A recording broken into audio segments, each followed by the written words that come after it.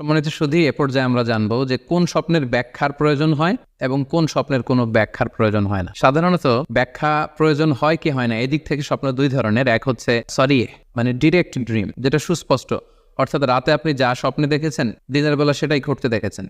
আপনি রাতে স্বপ্ন দেখলেন আপনার কোনো একজন কাছের লোক মারা গিয়েছে, এরপরের দিন আপনি শুনলেন আসলেই সেই ব্যক্তিটি মারা গিয়েছে। অথবা রাতের বেলা আপনি কোনো একটা ঘটনা দেখলেন, তারপরের দিন সেই ঘটনাটাই আপনি ঘটতে দেখলেন। এটাকে বলা হয় ডিরেক্ট ড্রিম, মানে সুস্পষ্ট এবং একেবারে স্পষ্ট স্বপ্ন। এটার কোনো ব্যাখ্যার প্রয়োজন হয় না, কারণ আপনি যা দেখেছেন সেটাই ঘটেছে। আরেকটা প্রকার হচ্ছে গয়রু মানে যেটা স্পষ্ট নয়, ইনডিরেক্ট ড্রিম, যেটা অস্পষ্ট। এটা হচ্ছে সিম্বলিক বা আইকনিক ড্রিম। আপনি এমন অস্পষ্ট আইকনিক বা এমন কিছু সিম্বল দেখেছেন রাতে ঘুমের ঘরে স্বপ্নে, যেটা থেকে সুস্পষ্ট আসলে কিছু বোঝা যায় না, বরং এখানে একটা সিম্বল আছে, এখানে একটা প্রতীক আছে বা আইকন আছে। এই জাতীয় যে স্বপ্নগুলো আছে সাধারণত এগুলোর ব্যাখ্যার প্রয়োজন হয়, যেহেতু আপনি বুঝতে পারছেন না যে এটা দিয়ে আসলে কি বোঝানো হচ্ছে।